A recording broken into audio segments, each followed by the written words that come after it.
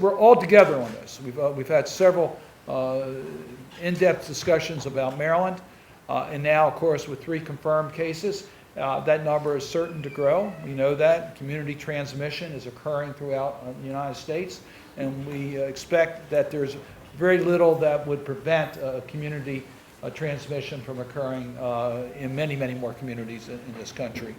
We know that. That's what we do know. We also passed the supplemental appropriation bill yesterday. The president had suggested a $2 billion program with $1 billion of new funds. We passed $8.3 billion basically of new funds to deal with this coronavirus. This is not our last time of doing this.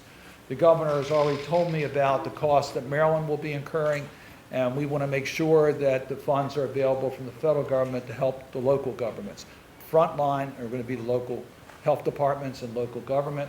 So $2 billion goes to the locals. As the community hospital emergency departments get kind of overrun, the standard practice would be to call the referral centers and try to transfer those patients. That's going to create a real strain on beds at the referral centers and ICU beds in particular. Now, I'm pretty sure that Ms. Brown isn't going to tell me just close the shock trauma center because people are going to get sick and hurt, and so this is going to be additional need on the background of what we are already doing. Now, I could set up another ICU. If it's needed, we want you to do it. The interim funding will come probably from local, state, but the federal government will foot the bill of that type of an expense. That's something that is a national emergency type issue. If we have that many people that are in urgent care needs as a result of the coronavirus that need that type of specialized IC care, then we'll find a way to reimburse you for it. Let me tell you the question I'm asked probably the most right now, and that is, I'm not feeling well, can I get a test? That's what the public wants to know, because they want to know the information about whether they have the virus or not. So let me answer that question first. Today, we have the capacity in our community to test people through the public health hospital. We have that located in Baltimore. That's where the tests have been done. Nationwide, the capacity is about 75,000 tests that can be done through our public health labs. That requires certain protocols. Were you traveling to a certain area? Did you have contact with people who had the virus? What are your symptoms?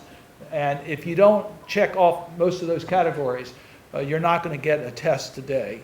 And that's unacceptable. You should be able to get the test. It's not an expensive test. It's a routine test. That should be available. We were not prepared for that. We are now prepared for it. As of the end of this week, 2,500 test kits have been sent to the private labs. These are the labs that doctors use routinely for their patients. They have now the kits. That's a capacity for 1 million tests to be done. The distribution has been based upon where the needs are. So all communities have it, but obviously the state of Washington has more than any other state right now, so they're getting the most capacity to deal with this. The fact that they have the kits do not mean that they can give a test tomorrow for somebody who wants a test. They have to modify their software, have to modify their procedures, have to figure out how specimens come from physicians' offices to the labs in order to make sure that this is done in the proper protocols. So they have to train their staff on doing this additional test. So it's going to take days, hopefully not too much longer than that, but it's up to the private labs. So each lab could be a little bit different on when they get online on being able to give this test. The good news is that in the last 48 hours, we have clarified reimbursement for the test. It will be covered under Medicare and Medicaid. Blue Cross has announced that they will cover the cost of this exam. We've asked, both Democrats and Republicans have asked the administration to declare it an essential health benefit so that it would be covered. They have not done that. If they don't do it soon, I expect we'll include it in some bill the president will sign, so we will make it, we'll get the coverage, but it will take some time. The other question that's asked is that, what can I take, or when's the vaccine going to be available? After all, we heard that vaccines are in clinic trials. Are we going to have something available in the next couple weeks? The answer is no. We have streamlined the process. FDA has cut through all of the normal regulatory obstacles, have put this on the fast track. The trials have begun. And it will take at least till the end of this year before we have a vaccine available. We're optimistic we'll have a vaccine, but it won't be available to the public until probably 2021. So we have to get through this period of time without a vaccine. We have no therapeutic drug at this particular moment. There are therapeutic drugs that are in clinical trials, but there is no indication at this point that they're effective. So we cannot count on having a therapeutic drug to deal with the treatment. This is an education for me. People that are in hospitals, what are we doing for them? Well, we're dealing with their symptoms. We're making it easier for them to breathe. We're making it easier for them to deal with their symptoms that they have, but we don't have a cure available. How serious is this virus? Well, we're getting to know more and more about it. And we have now some good information. And according to the experts, we believe that 80% approximately of the people who get the virus will self-treat and get well. So that's the good news. But there's the 20% that need medical attention, usually in a hospital. And these 20%, the mortality rate's pretty high. And the vulnerable group, clearly, although anyone can be vulnerable, the vulnerable group are older people with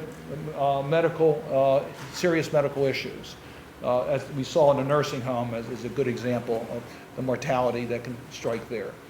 There's a little bit of disagreement as to the total mortality on those who contracted the disease. Our experts are saying it's about 2%.